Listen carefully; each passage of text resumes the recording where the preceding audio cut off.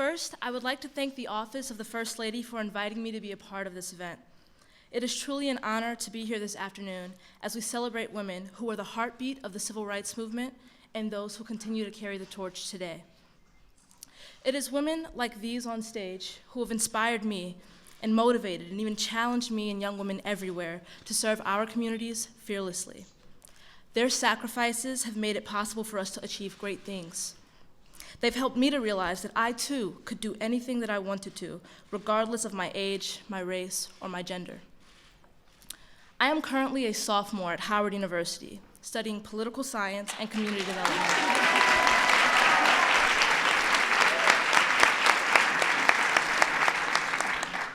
And just last year, I decided to turn my studies into action and run for local office. Now, at 18 years old, I have the unique opportunity to serve my community as an advisory neighborhood commissioner here in DC.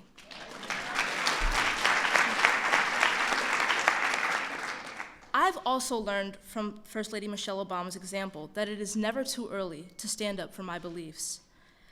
Throughout her entire life, even as a young student at Princeton University, she has stood up for those who could not stand up for themselves. As the first African-American First Lady in our nation's history, she has shown tremendous leadership on a number of issues, such as childhood obesity, with her initiative Let's Move, which is transforming the way our nation is approaching combating the childhood obesity epidemic. And Joining Forces, an initiative aimed at honoring and supporting our military families. Now, as a low-income college student from a low-income family, I'm particularly grateful for the First Lady's Reach Higher initiative, which seeks to inspire young people to pursue college degrees after high school. Our First Lady has worked tirelessly to eradicate the barriers that exist for young men and women of color who want to attend college.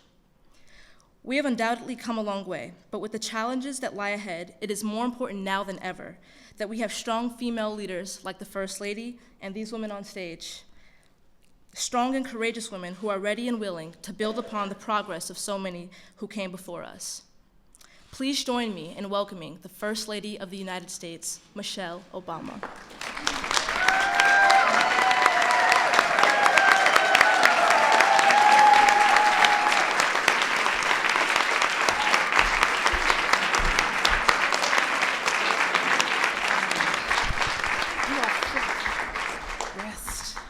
Good afternoon.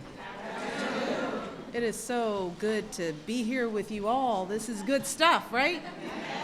Well, let me begin by thanking Allison for that very kind introduction. Absolutely, you're so. It is young women like Allison and so many in this room. That's what keeps us going, right? Because we are all here because of you. You are going to do some great things. You're already doing some great things. She's 18. Doesn't she make you feel old, like you're slacking? No matter what, I wasn't doing what you were doing at 18, so you were way ahead of the game, okay? I also want to thank Vanessa DeLuca and everyone from Essence for co-hosting this event with us today. And of course, I want to recognize our incredible panel. This is a good-looking panel, too. Thank you all for joining us as we celebrate Black History Month and the women of the civil rights movement. Is that for me? I know. See, I'm gonna talk about you, so you have a story to tell. Now, who's calling? Let's find out. Who? There you go. There you go. But we have an impressive group on stage with us today, women whose impact spans multiple generations, folks who've played such an important role in our progress toward the mountaintop, even though their stories aren't always in the spotlight. We've got Janae Ingram, the National Executive Director of the National Action Network.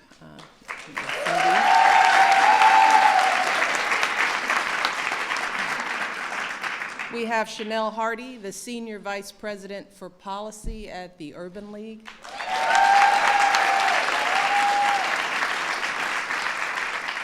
We have Cheryl Lynn Eiffel, the President and Director Counsel of the NAACP Legal Defense and Education Fund.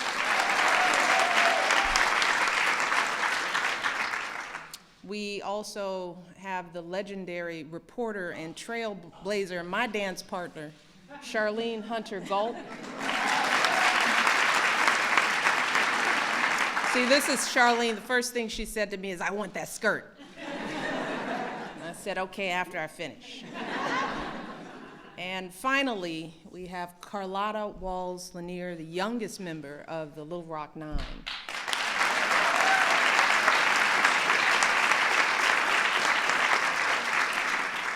And Carlotta's still looking good.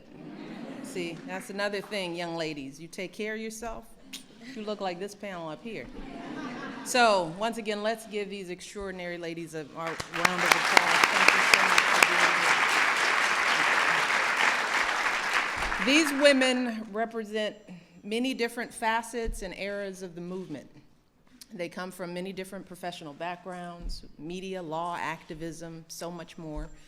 But there's something that connects each of their stories, a common thread that animates their lives, and that is their hunger for and belief in the power of education. Because at some point in their journeys, these women understood that if they were going to reach their potential, if they were going to make a difference, not just for themselves, but for this country, they would have to get a good education.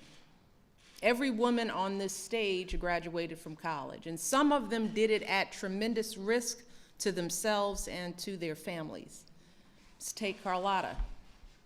Back in the 50s and 60s, the Jim Crow laws mandating segregated schools and buses and water fountains were being overturned throughout the South. And in 1957, Carlotta and 8 other students enrolled in an all-white high school. They were known as the Little Rock Nine, and Carlotta was just 14 years old. And they showed up for their first day of class. They were met with an angry mob of people who shouted at them and wouldn't let them in the building. The governor of Arkansas even sent the National Guard to stop them from integrating that school. It became a national story, and eventually President Eisenhower had to call in the military to protect the Little Rock Nine on their way to school. And once these young people made it inside the building, they were bullied, spat on, physically abused by their classmates. But Carlotta and the other students kept showing up. They kept studying, kept working hard. And 3 years later, Carlotta earned her high school diploma. As she stayed hungry for her education and went on to graduate from college, start her own company. And today she serves as president of the Little Rock Nine Foundation, which gives scholarships to young people to help them reach their goals.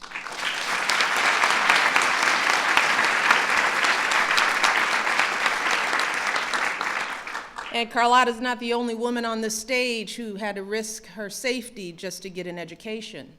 Charlene has a similar story. She was the first African-American woman to attend the University of Georgia. Her first night on campus, she heard a chant, 2468, "We don't want to integrate." Clever. Another night, more than 1,000 students and community members gathered outside her dorm, shouting racial slurs, throwing bottles and bricks at her window. Charlene was suspended by the school and sent home because of the concerns for her safety. But 2 weeks later, Charlene went back to campus. She withstood everyday bigotry and slurs from classmates and even professors. But Charlene dreamed of being a journalist, and she refused to let anything get in the way of earning her degree. And that degree propelled her on to an incredible career at NPR, at PBS, at CNN, at the New York Times. Yeah.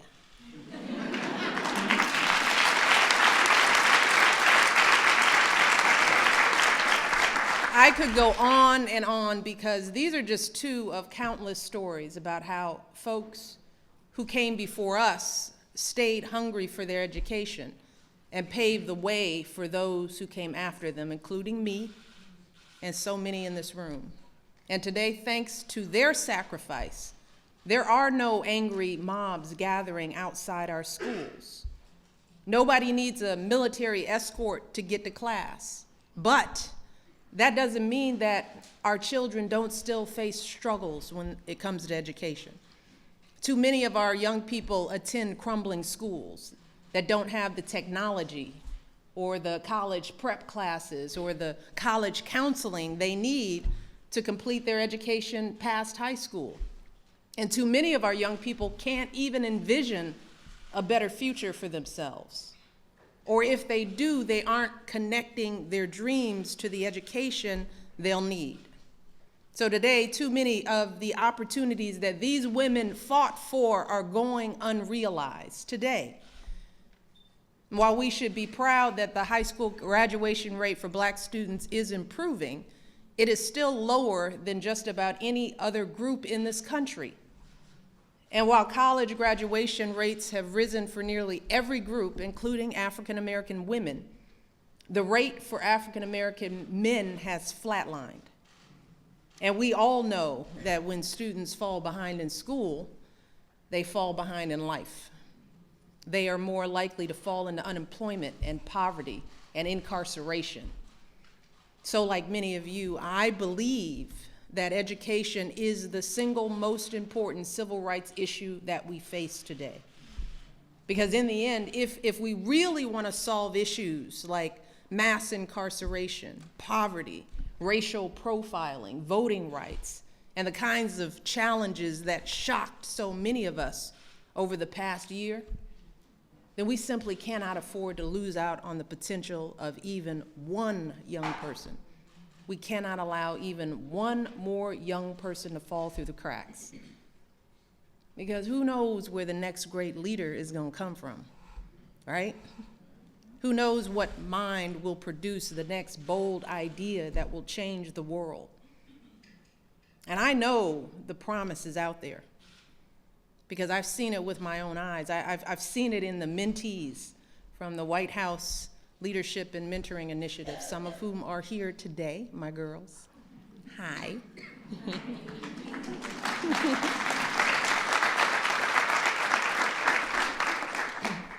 I've seen it in the young people who come to the White House for events like this. I've seen it in a student like Darius Wesley, who told me his story last year. When Darius was a freshman in high school on the south side of Chicago, his mother suffered a debilitating stroke, and he had to move in with a relative all the way across town. And as a result, every morning Darius had to wake up at 4 a.m. to get on 2 buses and an L just to get to school. His commute was almost 3 hours. Obviously, it wore him out. His grades started to slip. Eventually, he had to transfer schools and move in with a friend. But this young man kept his eye on the prize. He took AP classes, made the honor roll, graduated from high school, and today this young man is majoring in business, is the first person in his family to attend college. There are stories like that all over the country. There are millions of Dariuses all over the country. That's the hunger that I'm talking about. That's what drove the women on this stage. That's the kind of determination that we have to reignite all across the country. And that's all on us. It's on us to lift up our young people as parents and preachers, as neighbors, as teachers. It's on us as advocates and policymakers to do everything we can to give our kids the resources they need. But here's the thing, it is also on the young people themselves to summon that hunger every single day. So to all the young people here today who are listening, I just want you to take these stories to heart. Listen to them. And I want you to translate the victories that these women won into habits in your own lives. That means going to class every day. Every day. No matter what obstacles life may throw your way, go to school. Go to the bad school that you have. Go to school. It means reaching higher and understanding that completing your education past high school is an absolute necessity today to achieve your dreams. You have to graduate and go beyond. And when you're old enough, it means voting, not just for president, not just for the guy you like, but for mayor and school board and dog catcher. I don't care, y'all have to vote.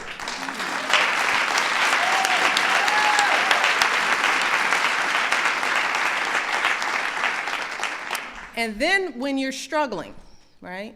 That's all we talk about is struggling, right? When you were struggling, because you will, all of us do, we still do.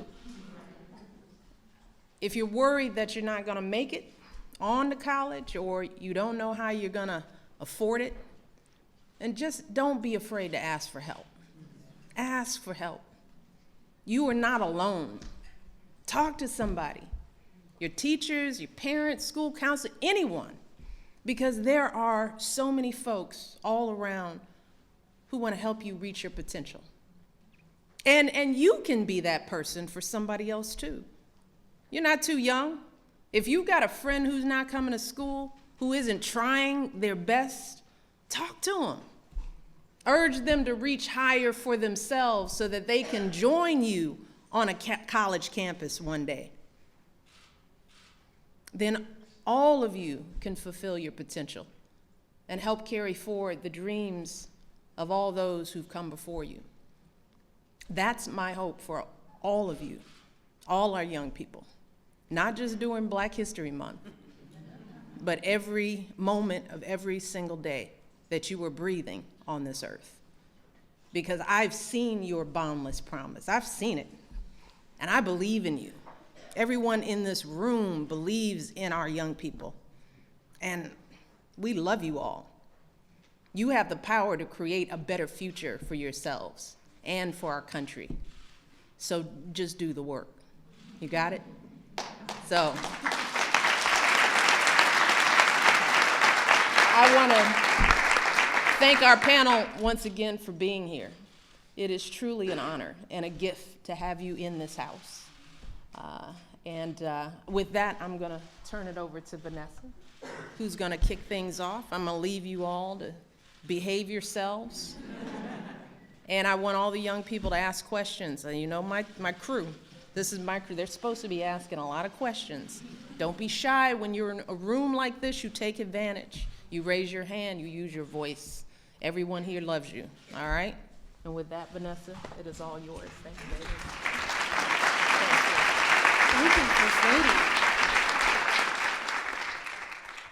Now, I understand that while there's going to be some young men who are going to come and remove the podium for a second. So while we do this, first of all, I want to say on behalf of our president, Michelle E. Banks, Lauren Williams, our features editor, and our Essence family, many of who are in this room, we are beyond thrilled and delighted to be here this afternoon to celebrate these incredible accomplishments of the women on this stage, and not for the work that they've done in the past and the work that they're continuing to do. So can we just give them yet again a round of applause? Thank you for being here.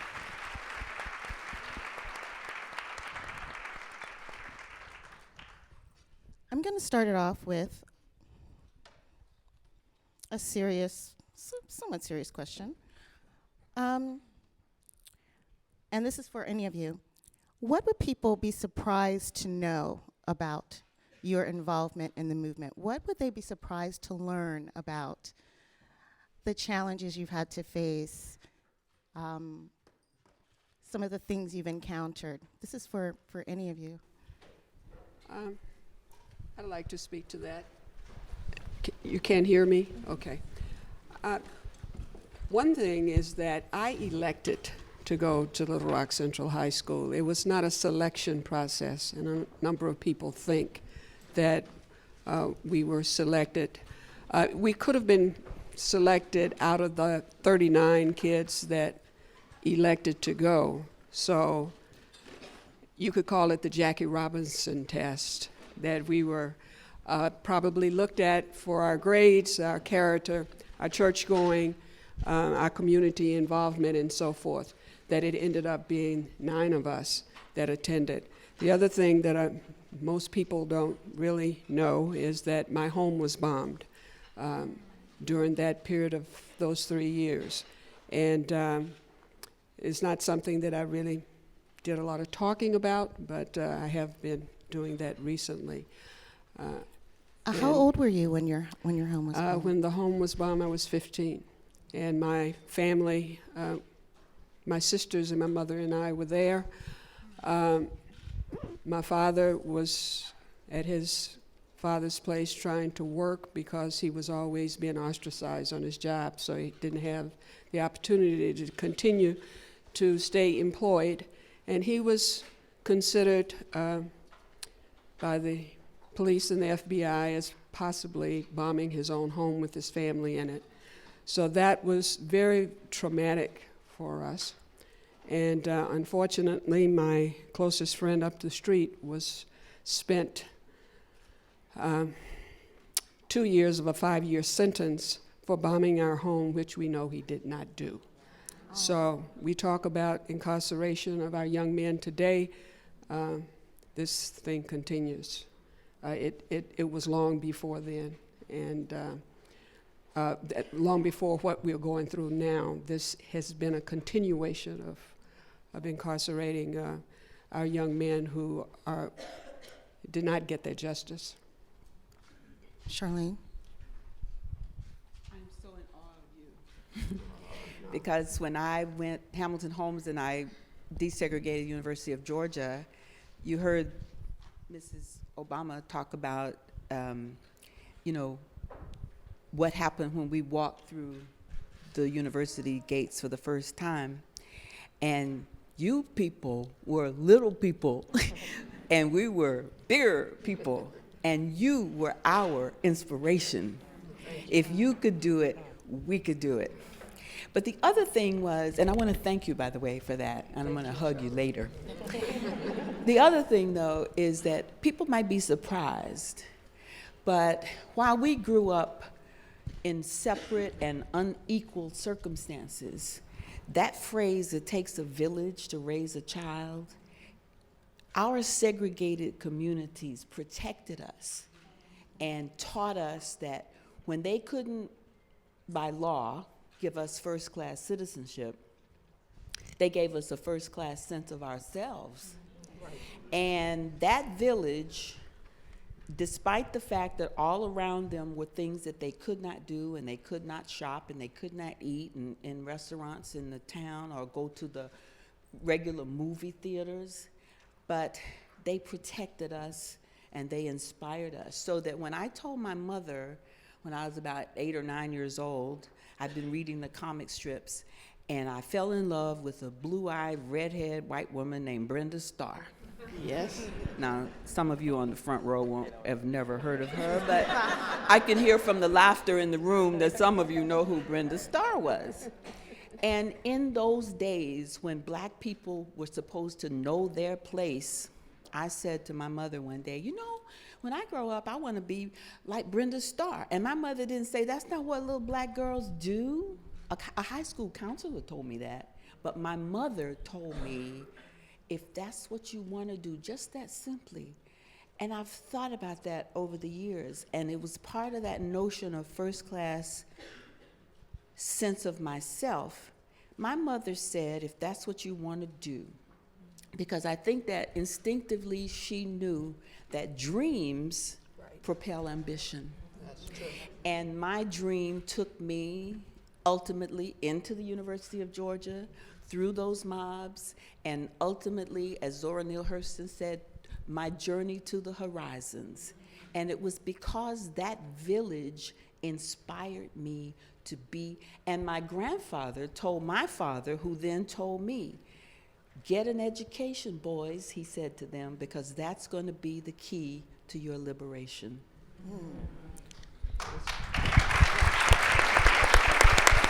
Well, that's fascinating to me, because I want to know from you, Chanel, Sherilyn, and Janae, is that a message that was passed to your generation as well? Was education and that kind of just that self-empowerment, that sense of self, was that something that was instilled in all of you at a very early age? I'd like to hear from each one of you on that.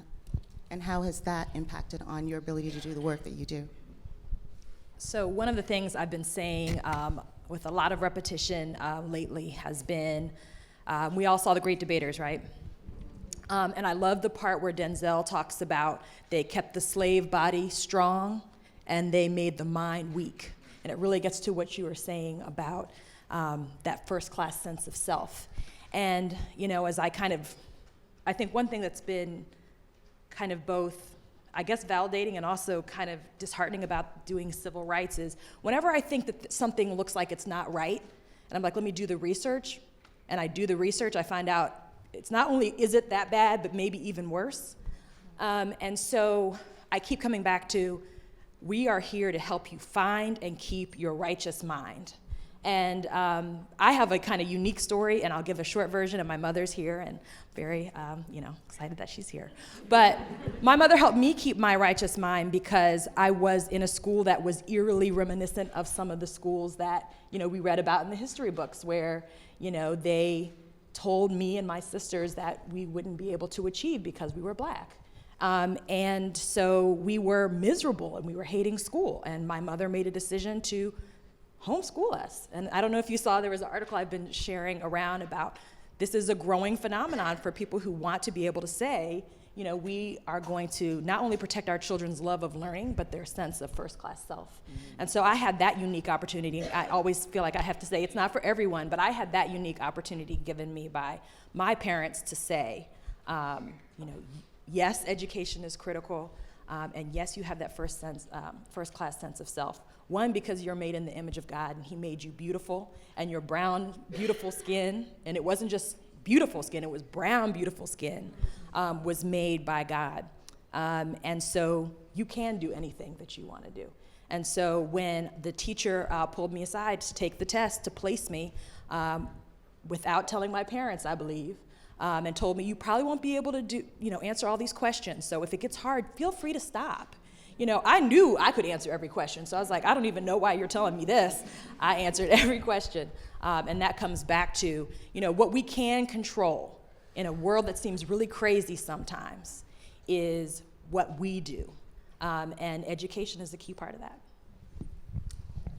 Well, I fall in a generation somewhere between the first two speakers and Chanel, and it's really interesting because I keep a picture in my office.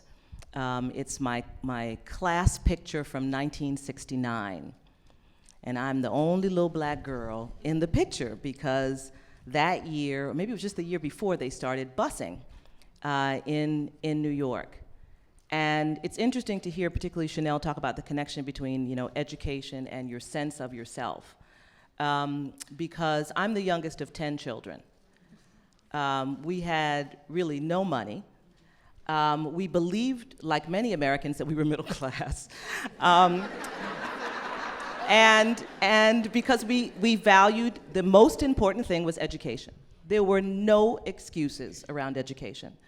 And we were expected not only to just go to school, but to excel at school. I mean, if the teacher called my house, it didn't even matter what the teacher said, just the idea that I would somehow not be just right on target, was just unheard of. And I loved school. I was not one of the people who struggled over education. I really loved school, in part because we didn't have very much at home. I didn't have a bicycle. We didn't go on trips.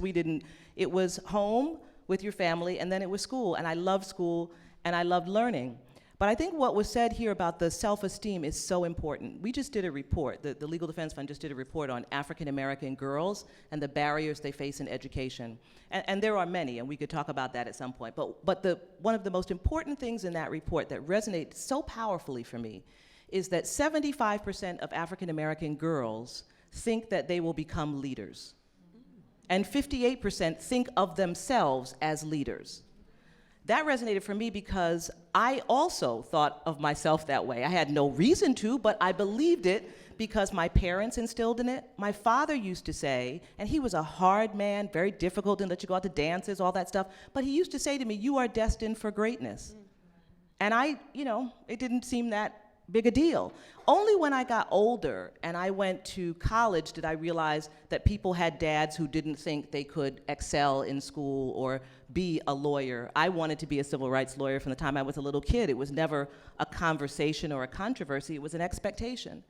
So in between that self-esteem, in between that time that little black girls believe they're leaders and believe they're gonna be leaders, and what they ultimately become, what happens in that period? And that's the part for which we bear a great deal of responsibility. Because I mentioned at the beginning that I'm the youngest of 10 kids.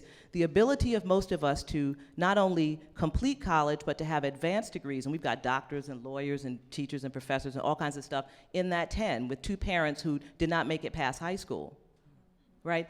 We were in a system in which there was a real public infrastructure, in which there were public universities. My sister and brother could go to City College in New York with great professors for a $50 registration fee a semester, and we had a hard time coming up with that 50. But they could do it, they could get educated. And so we used to go to state parks every holiday and have big picnics. We couldn't go on vacations, elaborate vacations, but we could go to really well-maintained state parks, and there were public parks that we went to have a good time. There was a real public infrastructure. And there was a commitment in this country to that public infrastructure, to public education, to public universities, and so forth. And that's how a family with 10 kids was able to do what my parents, with their determination and grit, was able to do. So I just think it's important to say that, yes, a lot of it comes from within us and comes from our parents, but also we have to create an environment, a society, to receive people who want to achieve, who are ambitious, who have a sense of themselves as leaders, and we have to give them the tools that they need to be able to live out their dreams. Janae, does that resonate with you in terms of your journey to being, and you're a young leader, I mean, talk about how you came to, this journey. Sure. So yeah, it absolutely resonates with me. I think both of my parents have always instilled in me that education was so critically important. And, college or not going to college was never an option. Neither of my parents have a college degree. So my dad did attend some college, but he was a musician and he was pursuing his dream as a musician. And my mother, she went to technical school, which, during her day, you had an option. But they always instilled in me and my sister that college was something that we were gonna do. It was part of our plan. And so for us, always growing up hearing that and hearing that education was important, was something that was reaffirmed not just by my parents, but also my aunts and uncles. My grandmother, she never finished high school, but she went to my aunt's classroom. My aunt was a teacher. Actually, I have quite a few aunts and uncles that are teachers. And she would tutor the students every single day. Every single day, she would go and help them study for their tests and really prepare for the world outside of the classroom. And so that was definitely a part of my upbringing.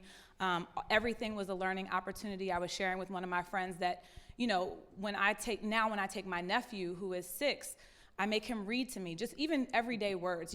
What does that word say? Or if we're going to the store, tell me what that word says. And using every opportunity to really engage in learning.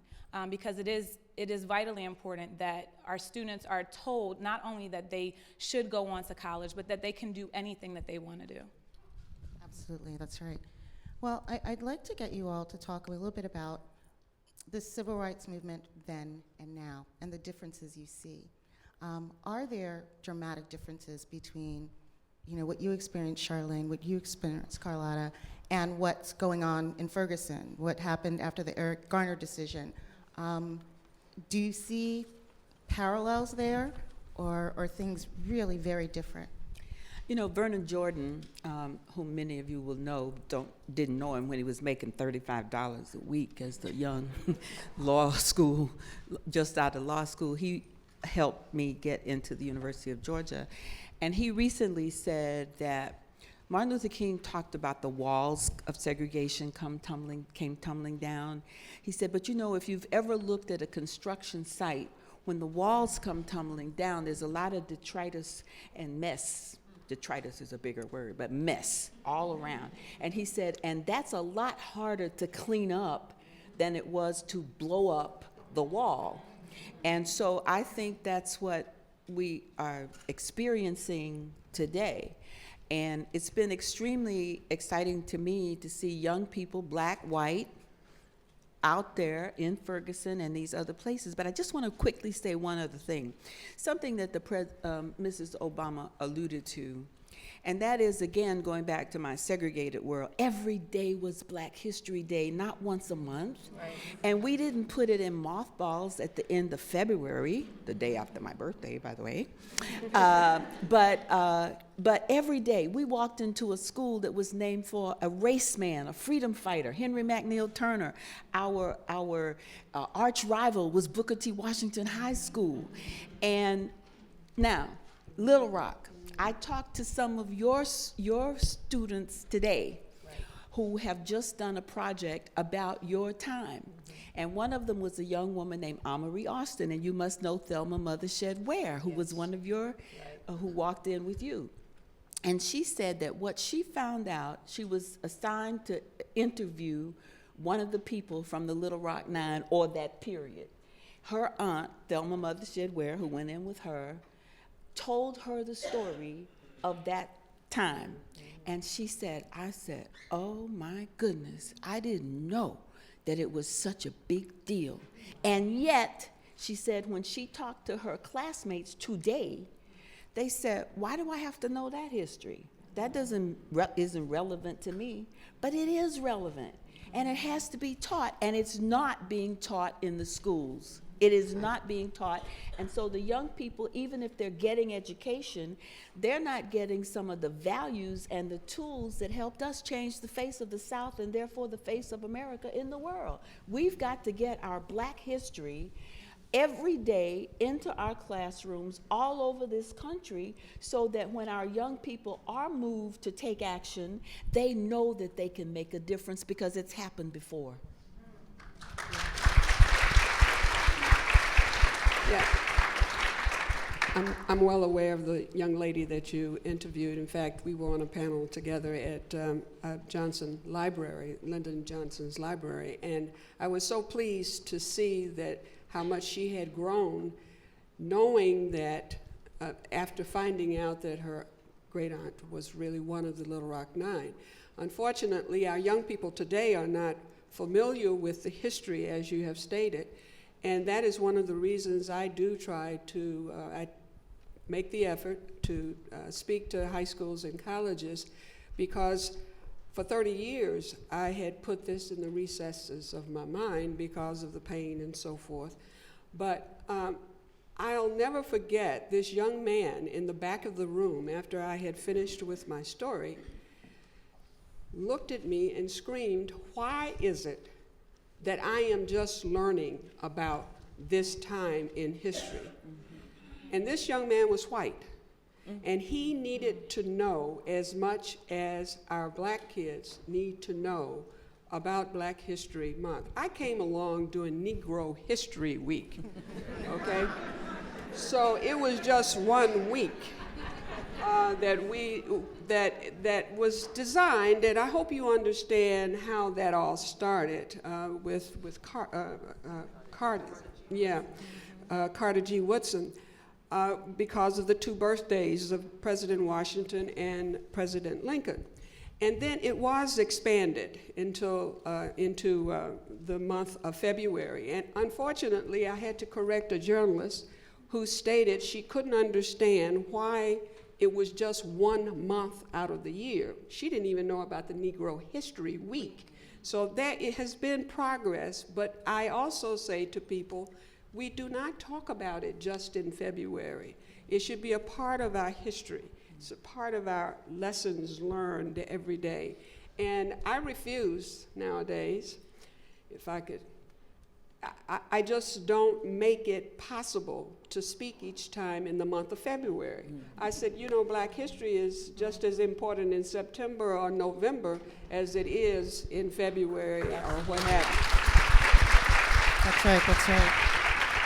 I do think that I really love this question because, you know, is it different? Because, and the answers, because it is so important to understand that history, to know that history, to have that history be taught, and to have that history be taught as American history, not as something for Black people to know, but something that white people don't know, which is why that man stood up in the room. We are now at a point where we have to begin to tell the true story, the real story, the complex, integrated story of this country's history. And it is not a story that can be told in a way that leaves out any race or ethnicity because it is such a complex story. But I think, when you talked about what's happening right now, when we think about Ferguson and we think about all of the police killing issues and the way in which this country has been kind of roiled by these events, I think it's really two things we have to be looking at. It goes both ways. Young people have to know the history, but we also have to know their reality. And their reality is actually not the same as our reality. Some elements of it are the same, but there are important differences. And it goes back to what I was just saying about the world in which I grew up, in which there was this strong infrastructure that was there for young people, that was there to support them. My first jobs were from summer jobs programs, right? And so I got the skills I needed to learn how to go to work and so forth.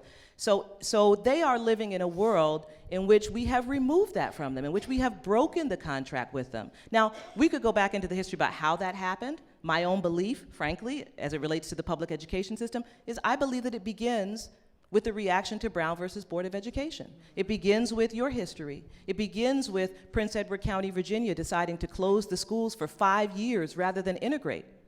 That's when we broke the contract with our young people around education. When we allowed white families to create private academies and use taxpayer money to stay away from black kids. There were no teachers' unions that were the problem at that point. At that point, the problem was the issue of integration. And so race comes and it undermines us. It undermines the democratic infrastructure of this country. And so that's the country that young people have inherited. So the issue of police violence has been around for a very long time. It was around when I was a kid. It was around, my organization's been dealing with this issue for a very long time. But the manifestation of it in the lives of young people today has its own dimensions that we have to understand so that we can understand their reaction. Yes, we should make sure they know the history so they know exactly what you said, that people have been able to make change. And we should never allow people to say, there's been no change. We are sitting right now in the White House. Can we please, really? So we shouldn't allow that. But we should be able to keep those two things in our mind at the same time, that we have made incredible progress, but that we really have a long way to go, and that there are new dimensions. It's not linear. An old civil rights activist once told me that, he said, racism is a shapeshifter. It's a shapeshifter, and you have to adjust yourself to it. And so it's not the same world it was then, and so we also have to make sure we're in the learning process as well. I'd love to hear about some of those tactics. I mean, Chanel and Janae, I know this is the work that you're doing. You're working with a lot of young people. You're teaching them. You're probably training them a lot on a lot of history. What are some of the tactics and strategies that are being employed now that you think are absolutely essential to moving this movement forward that maybe we didn't have available to us, 20, 30 years ago? I'll start.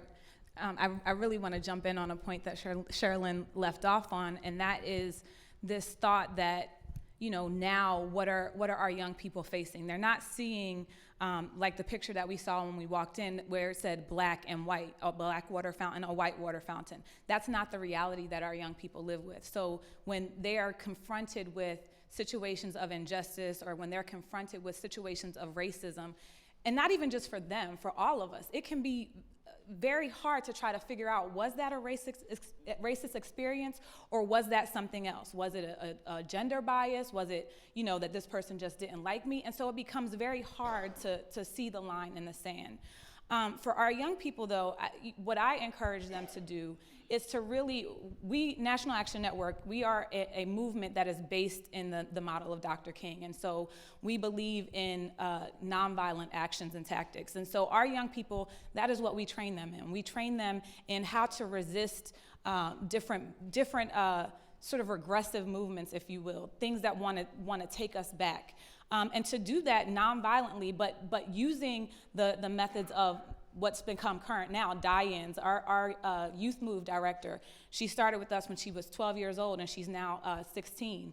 And she did a die-in in Lenox Mall in Atlanta, which is like, if you know Lenox Mall, that's the she mall, you know what I mean? So she was there and did a die-in in Lenox Mall, and that was a tactic that she really wanted to do, and we encouraged her to do that. And so those types of things, marches and rallies, is something that we are known for. We just did one here in December, and everyone's like, you should teach a class on how to do a march in a week. But you know, those types of actions are the things that we really employ on our young people and try to really encourage them to study the movements of the past and see what those leaders did in that day, because it really isn't that different. Even though the lines aren't there of black and white and this is segregated, a lot of the tactics and things that are happening are very much the same as was mentioned. So that's sort of what we do in National Action Network. And I would just say, I think that there's nothing new, and I say that for a lot of reasons, but one of my favorites is the National Urban League is 105 years old. We're at a point where about half of our local presidents are what I would refer to as my elders, and then about half are my age or younger. And what's always great about when I speak to the elders who are awesome is I'll say, so I've got this idea, I wanted to run it by you. And they're like, yeah, honey, we tried that about 30 years ago, and this is what happened with that. Or see, you need to go and look back in the Urban League archives, and you'll see this magazine, and we had this initiative, and this is what worked, and I suggest you try that. So I think that nothing has changed, but I do think that in some ways that gets to why this work is hard or challenging. So, you know, at the Urban League, we're focused on, I guess what I would say is like the Booker T side, economic empowerment, which is the part about if you can integrate I don't know, someone's gonna tell me who actually said this, you know, what if you integrate the lunch counter but you can't afford to buy lunch there? And that we have some of that. That's part of why it's tricky, right? Because supposedly everything's open to us. But if you can't afford to live in a safe neighborhood, or to send your child to a good school, or to give them the things that they need to be successful, or keep your house from going underwater because you live around other black people, and that policy created an environment where that means your property values are not going to be as high, then that's a real problem. But working on that requires us to engage in the political and policy process, and it requires voting. And what I always find to be challenging and important is there's a lot of energy. Eugene Robinson wrote a book a few years ago called Disintegration, talking about the different ways that the black community is spreading out and becoming disconnected. But he said the thing that always brings us back together is those moments of violence that seem to be motivated by our race. And that's when no matter what our class or our socioeconomic status, we become really black, right? So we're all black around Black Lives Matter, right? Because we all have children that we're worried about. But what I always focus on when we have these movements is, where do we start talking about how voting is engaged? Where do we talk about how really old school organizing and advocacy plays a role? And that part's not the fun part. And you know, I work with a lot of really great young professional leaders, and they want to be engaged, and policy is fascinating, and we watch it on cable, and everybody has an opinion. And so it looks really exciting, but the work, it's just kind of like, I'm an attorney, right? Attorneys in the house who hate Law and Order, right? We're Legally Blonde. I mean, it's like, that is not it. It's not that fun most of the time. And civil rights isn't that fun all the time. We all saw Selma. It was not all the bridge crossing, right? It was a lot of preparation for the bridge crossing. And so what I think is necessary is for us to bring together those important tactics. We march whenever Janae tells us to march, we march. But we also want, after the march is finished, for people to be committed to the boring stuff that's necessary to create and maintain change. And the last thing I'll say on that is just, we've shown that we're still excited about voting. Mm-hmm. So in 2008, you know, we almost caught up with white people for the first time in terms of turnout to elect President Obama. And then in 2012, partly because we wanted to keep President Obama in office, and partly because we had this message that got out, people are trying to keep us from voting. And you know, I saw people stand in line in the dark, around the corner, in the cold, to vote. Because it was like, oh, we remember that. There was a time when people tried to keep us from voting, except Sherilyn will tell us that time never ended. And so,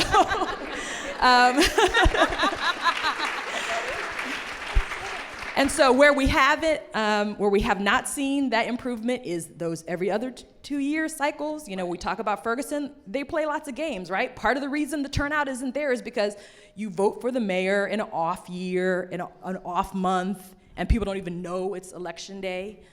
So I think it gets back to kind of being willing to stick with those nothing new tactics, the same tactics people have always used to be successful. It's that consistency and refusing to give up.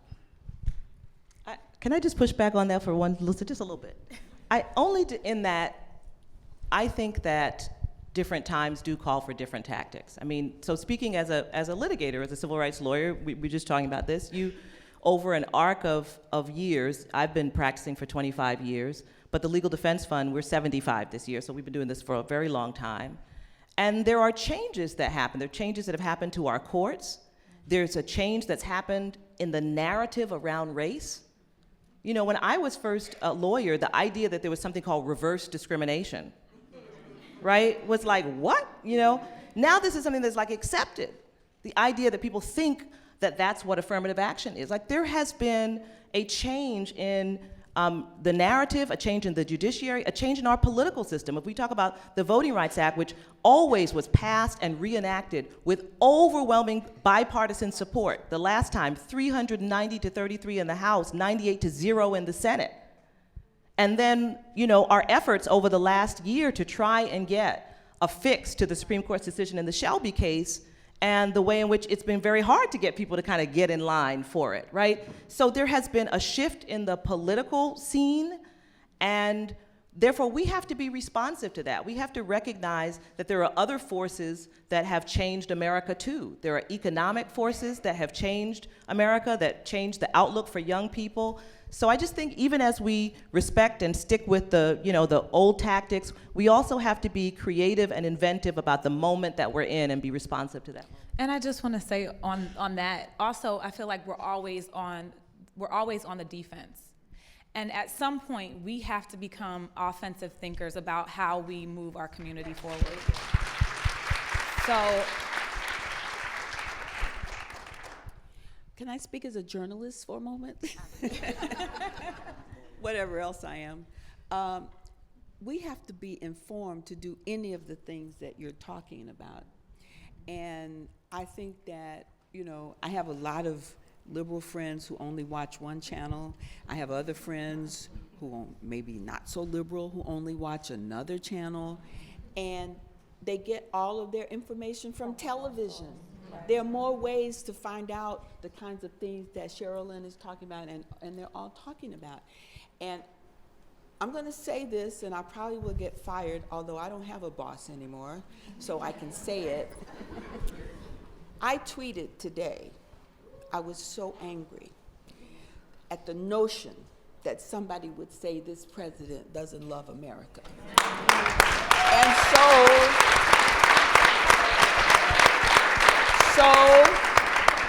what I tweeted was the following.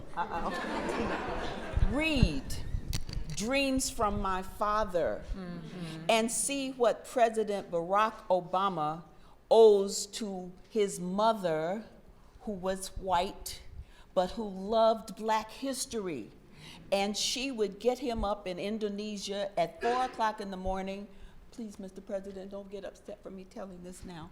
But she would get him up at 4 o'clock in the morning, and he would make every excuse in the world with the stomachache, the headache, and so-so, because he didn't want to learn what she had to teach him. And what she had to teach him was Black history. She taught him about the proud heritage of his forebears, both here and in Africa, how his father grew up poor but made it, and how he needed to learn his history. Look where it got him. And so if anybody wants to know whether President Obama loves America, go back to what his mother taught him about loving America. And the person who said it said, well, he had a white mother and a white grandmother, and that's why I said it. Well, those white people taught him his history, which was Black history, which landed him in this house.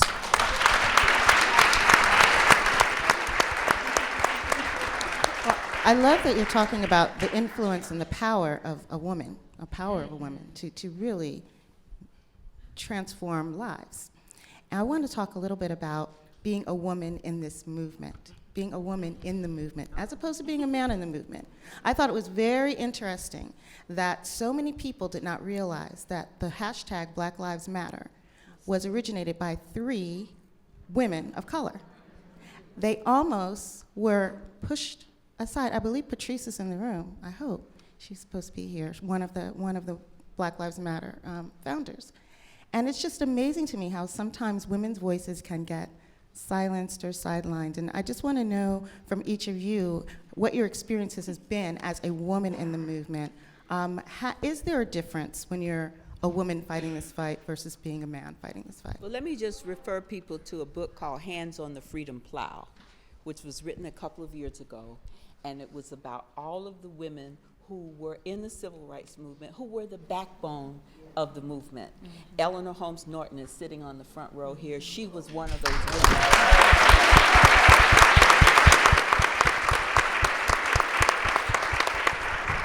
There would be no civil rights movement in America without the women who were the backbone of the struggle. I was so thrilled to be in Hattiesburg, Mississippi a few weeks ago, and one of the women who was asked to stand up, and I just was almost in tears, was a member of the Mississippi Freedom Democratic Party. And she is still alive and still strong.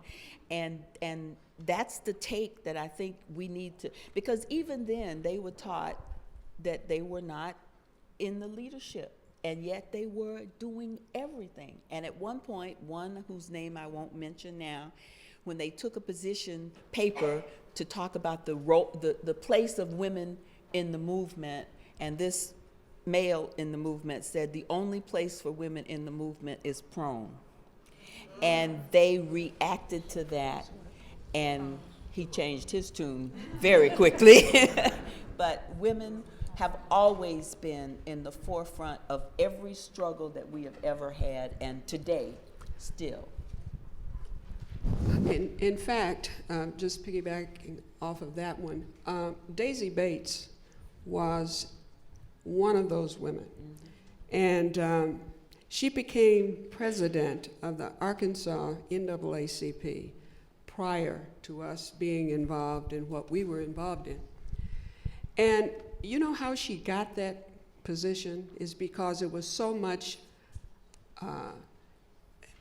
dissatisfaction among the men and the power that they were trying to exercise among themselves, to the point that once it was voted upon the 3rd or 4th ballot, she became president of Arkansas NAACP. And with that, she was able to move some things in the direction that she thought that we all needed. Unfortunately, it's always thought of that she recruited us. That was not the case. She worked very closely with the NAACP Legal Defense Fund. I want you to understand that piece, because those were the two that really helped to make things work for us. The other thing was the media.